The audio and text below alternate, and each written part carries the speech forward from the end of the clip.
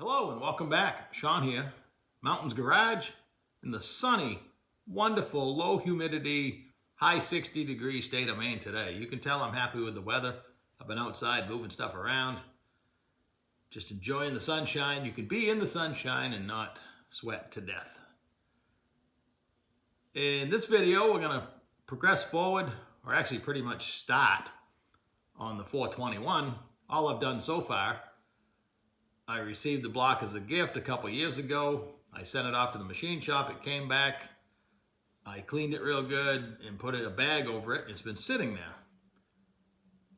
An important part of the stage of every project is to finally focus on it and evaluate it. And I haven't given the poor thing enough time. Even when I painted it the other night, I just uncovered it, painted it, let it dry, and covered it back up. So this video, I looked it over, and the only mods I had to do to it is to tap the front oil galleys.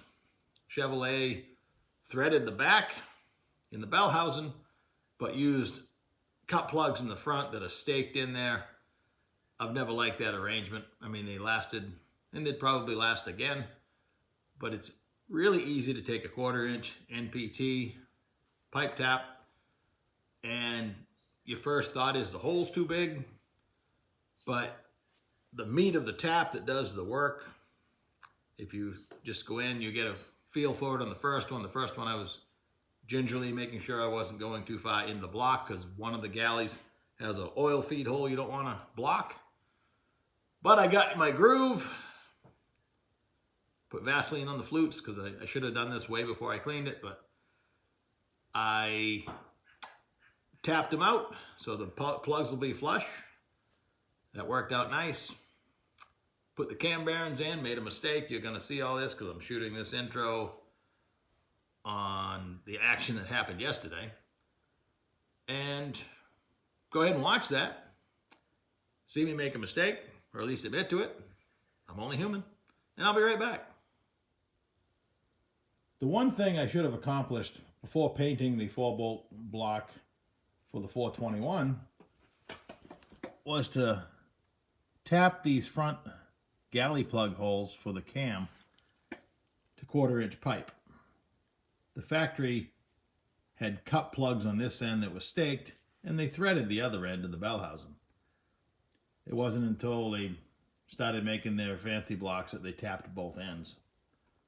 So in this case, it seems kind of scary at first because a 1/4-inch pipe tap goes in that far without doing anything. But by the time you run it to about here, you can see my mark where the Vaseline is. It ends up setting them perfectly flush. This one you want to be sure you don't plug that galley, but you would have to go in a long ways. So I just put Vaseline in the flutes, and it collects nearly all the debris, and then I'll wash it out from the backside with a rag here, so make sure I don't mess up my paint job. That's why I should have done this before I painted the block. But honestly, I never even looked the block over that close. Another item you do not want to forget if your block has had all the plugs removed at the machine shop and been cleaned out is there's a galley plug in this hole. This will drop all the way through. It comes out where the oil pressure sender goes in the other end. You're missing the galley plug that goes in that hole. That's a pretty important piece. That's the main oil right out of the oil pump. Time to talk about cam bearing installation. Other than the really early small blocks, let's just say the majority of them have a groove in the block that goes 360 degrees with a hole here and a hole here in the block. The Chevrolet manual never varied from the fact it says line up the hole, and they don't say which one. That's all it says, and in the picture they potentially are checking the hole at camshaft level, not at the main cap level. But either way, we don't care about that.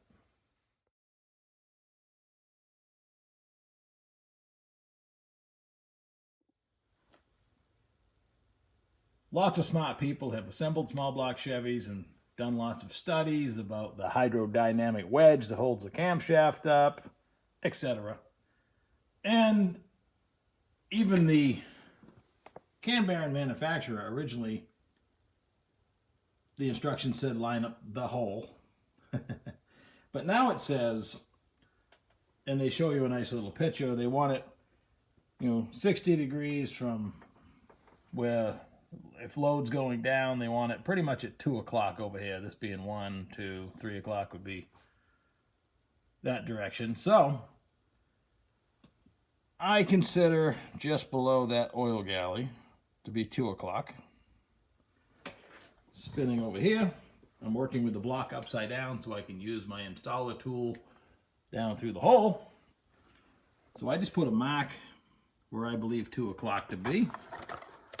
And then I hold each bearing, line the hole up, and I put a mark on the top so when I put it in, my hole is where I want it.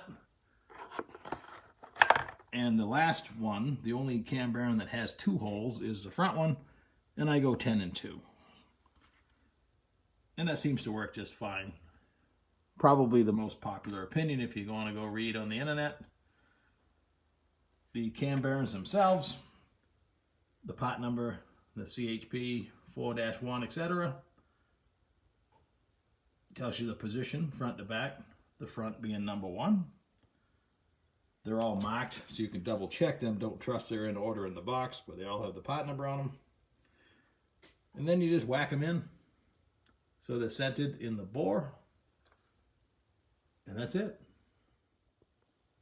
They consider load being the valve springs, and the pull of the chain pushing that way is going to make the camshaft, as it rotates, probably push that way. So there's a bigger opening over here, so that's why they want the oil hole easy to feed.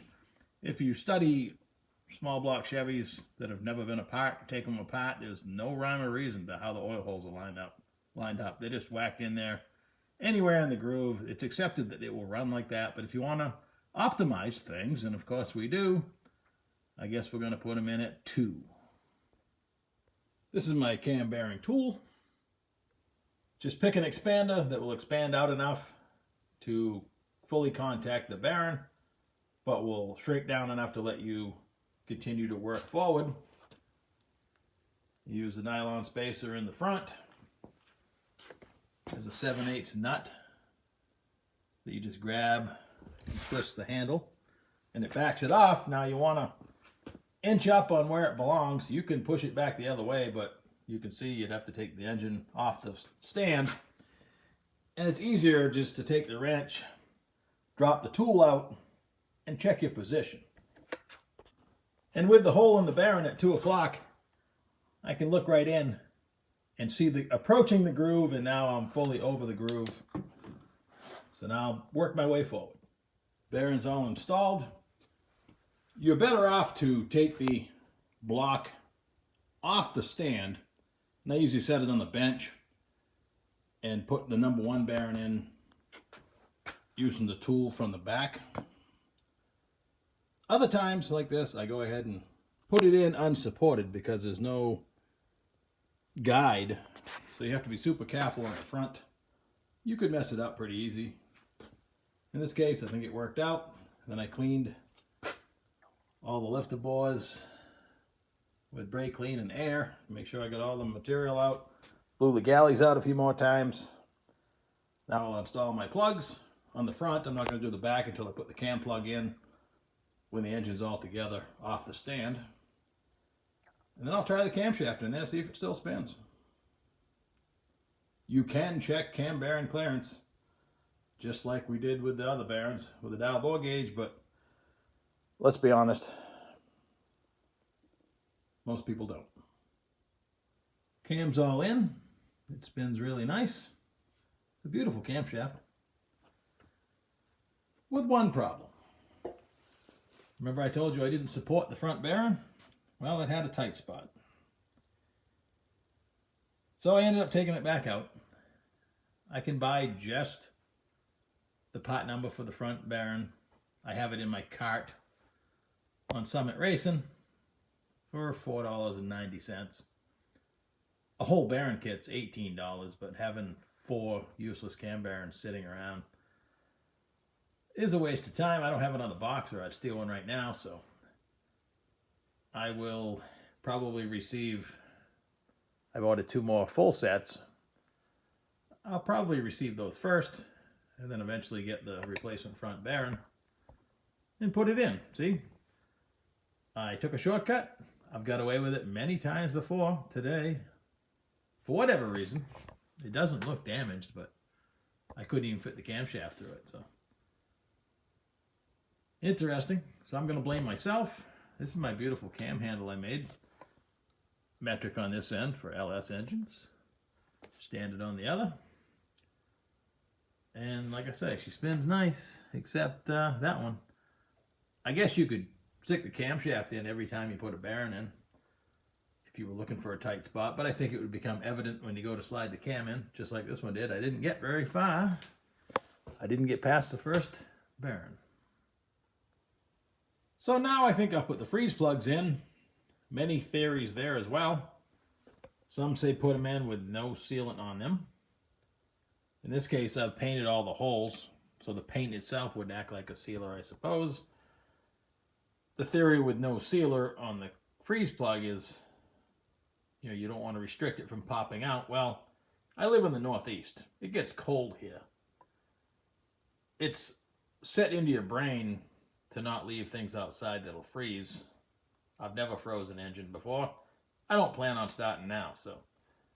More important to me is not having the freeze plug leak, so I'm going to put sealer on each one and drive it in with the paint there and everything, so. That's going to be today's method. Moving on. Brass freeze plugs all installed. The Pioneer kit only comes with enough to do a normal small block. This being a 511 block 4-bolt main with extra freeze plugs. Well, I don't have enough to do the bell housing, but I have enough extras. My method to install is I paint the hole with this. Just go around with the brush. That way you don't have it all over your fingers when you're lining it up and putting it in. Because I line up all the part numbers because I'm strange like that. So if you were looking at it from under the vehicle, you'd read the part number. The old 2-bolt over here, I did not install these plugs, but you can see there's only 2 on each side instead of 3. I wouldn't be exaggerating if I said I put in hundreds of cam bearings using the long tool with no support, just carefully drove it in, cleaned it all out, try the camshaft on, and they've always spun perfect until yesterday. Whether it was me or the bearing, I'll probably never know. It doesn't look that bad. There's one high spot on it, so I guess I'll just accept that I probably didn't put it in straight. And in the process of it straightening, it must have moved it around because, you know, it's only a few thousandths clearance. It's no different when I do a pump here. You know, I just use a short driver and drive it straight in. I do immediately check it on a hub that I have. So in this case, I probably could use just a short rig to get it in there and then use the cam bearing tool to set it a little deeper. It wasn't until I started doing LS engines where I was taking the block off and setting it on the bench. I'll put, you know, 3 in one direction and 2 back in the other way, just so I make sure I get them straight, because they're a little funky on the cam bearings and spinning them in the bore and stuff, where the old traditional Chevys don't have a history of that. So I'll take it off the stand and turn the tool around and put it in supported the other direction. So no big deal. And I'll never forget, but there's no sense hiding your mistakes. We can all learn from this. I got away with a shortcut for a long time, and eventually I think it bit me. So thanks for watching, and I'll catch you in a couple days.